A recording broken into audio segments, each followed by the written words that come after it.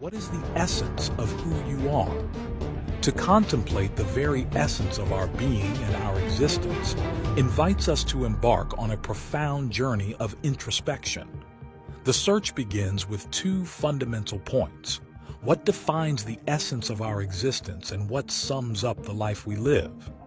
In our quest for a more meaningful existence, it is crucial to recognize that our main goal must go beyond merely improving the external conditions of our lives. This invites us to an even deeper realization, a kind of awakening, that we don't actually have a life in the conventional sense. The language we use in our daily speech, namely the phrase, "my life," subtly suggests a dualistic perspective. For the use of "my life" implies a possessive relationship, suggesting that we own or control it. This linguistic construction introduces a schism, dividing our perception into two parts, the I and the life that we supposedly possess. It makes for an intriguing study of duality. So let's consider for a moment the implications of this separation. The moment we say, "my life," we inadvertently create a mental chasm, a division between ourselves and the life we claim to have. We speak with authority saying, "It belongs to me, it's mine." However, this notion gives rise to an intriguing paradox, a source of fear. If we claim a life, there arises an inherent fear of its potential loss. This apprehension stems from our subconscious recognition that just as we assert ownership, we can also experience a sense of loss. Life, in its purest form, is indivisible. It is uninterrupted, where the distinctions between you and life disappear into obscurity. The truth is that you don't own life. Instead, you are an inseparable part of life itself. There is no you separate from life. They are one and the same. You are not a separate entity that claims life. Instead, you are an integral thread, woven perfectly into the very structure of life. It's not a question of possession, but of unity. Life flows on its own, without separate individuals controlling it. Believing to the contrary creates a division, as if life and those who experience it were separate. But in reality, life experiences itself, by itself, and for itself.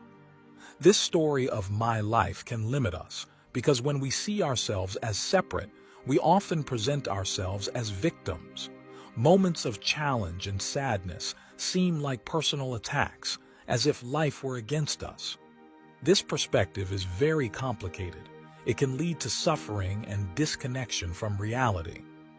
When we think we're separate, life's trials seem genuinely painful, but this is just an illusion. Life doesn't target anyone because there are no separate individuals navigating life's journey. Life is the only actor, the only one on stage. So if you see yourself as a separate person, it can feel like life's twists and turns are happening to you, intensifying the pain. But remember, it's still an illusion. Life unfolds without prejudice or personal intentions. Because life doesn't happen to anyone. It's simply life happening, experiencing itself and existing without a separate observer. With this deep understanding, duality dissolves, and a sense of oneness with life arises. The notion of having loses its meaning because you realize that you are it. By affirming wholeheartedly, "I don't have life, I am life." This marks the end of duality, where the boundaries between you and life merge into a perfect unity. For if you are life, you cannot lose it, because you are inseparable from it. So, take a moment to contemplate this for yourself. Deep liberation occurs when we free ourselves from the concept of possessing a life. This involves giving up the illusion of control and allowing life to develop naturally. The desire for control resides mainly in the mind, not in your true essence. But giving up control is disturbing for the ego. It worries about questions such as, how am I going to navigate this? What about future challenges? But the truth is that we can only manage what is happening in the present moment. The act of handing over control is a profound step on the path to self-discovery. It can be intimidating for the ego because, in many ways, it signifies the transcendence of it, a transformation from mastery to harmony with the flow of life. It is an invitation to embrace the grandeur of existence beyond the limits of my life story and to discover the limitless beauty of being. Think about it. Life is not something that can be carefully packaged into thoughts, for it defies concepts. It can only be truly experienced. The thoughts we have about life are not life itself. They are mere echoes, faint ripples on its surface. Do you understand the essence of what I'm saying? In essence, it invites us to trust in letting go, to renounce the need for control. And in doing so, you will witness a remarkable phenomenon. Life begins to take care of itself. There's no need to grab the reins of control. Instead, you flow gracefully with the current of existence. When we identify ourselves as separate from life, it also promotes a belief in our own inherent faults and the incessant need for self-improvement. But when we release the identity attached to having a life, our authentic nature begins to shine through. From this perspective, we realize that the notion of imperfection was false, because right now, we are whole and complete. Everything exists in perfect harmony. When we explore the essence of different religions, we realize that it involves a discourse centered on surrender and trust. In many religions, devout individuals offer their lives, worries, and circumstances to a higher power, finding solace in renouncing control. This act of entrusting to the divine brings a deep sense of peace in the present moment. It is an act of allowing and placing faith in a greater force, be it God or any other name we wish to give it. In essence, this act means detachment. It is recognizable that, in the end, everything is about you. The scriptures and sacred doctrines, no matter what your faith, speak a lot about consciousness and your genuine nature. They tirelessly emphasize the ability to trust in God, no matter what labels we attach to them. In essence, they invite us to recognize our shared essence as one. Therefore, you can trust in who you really are.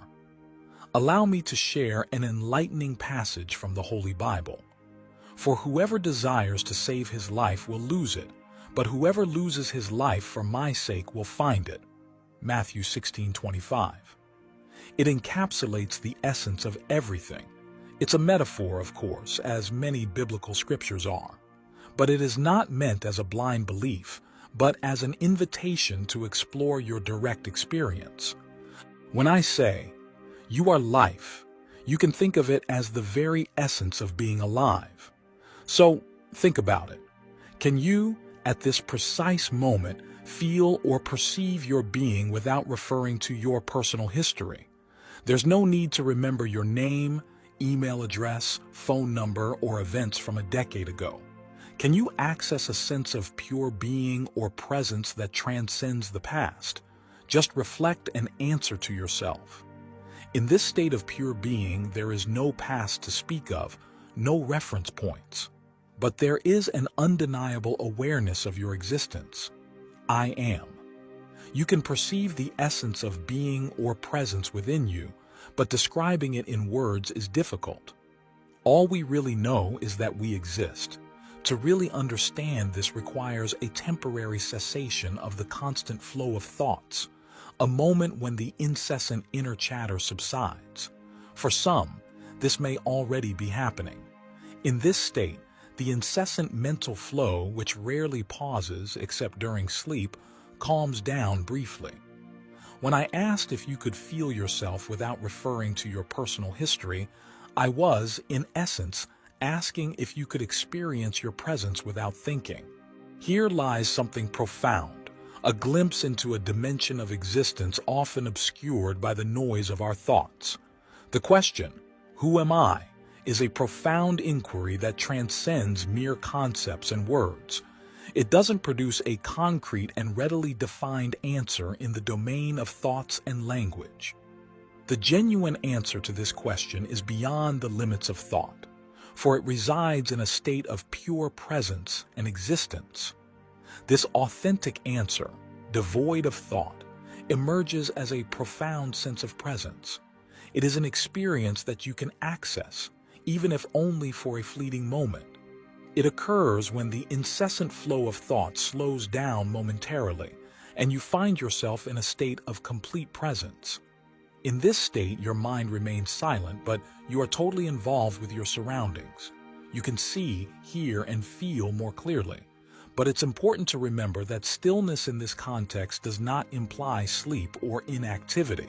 On the contrary, it means an enhanced state of alertness, a level of awareness that goes beyond the state of distraction associated with constant mental chatter. What's intriguing is that this inherent stillness exists within every human being. We don't have to work tirelessly to achieve it, nor should we believe that following a specific path will require a decade of dedication, for it's already part of us. Perhaps without realizing it, you have minimal access to this inner stillness. You may not be aware of it, but you experience moments when you feel a sense of well-being, or even a deep sensation in a small breath. In these precious seconds, you have temporarily stopped thinking, and therein lies a glimpse of your innate stillness. There may be many explanations for these moments. These moments, often fleeting and wordless, remind us of something deeper, that behind the incessant chatter of our minds, there is a profound source of existence. By embracing these moments of inner stillness and intensified awareness, we realize that the essence of our being is not defined solely by our thoughts, possessions, or roles in society. Instead, it is in the moments when we transcend the constructs of our own minds that we find a sense of deep contentment and vitality. So, enjoy these moments of stillness and presence, because they are the threads that make up our existence, revealing a profounder and authentic self. A self that is, in its essence, a timeless presence amidst the ever-changing landscapes of our thoughts. As we move towards the end of this video, I want to tell you something very important. You can understand everything that has been discussed here, but if you don't directly experience what it points to, the knowledge remains asleep. I hope you manage to hand over the reins of control, because it's a liberating act. Everything will fall into place, because in reality, you've never been in control. It's always been the conditioning of the ego, not the divine, not your true essence.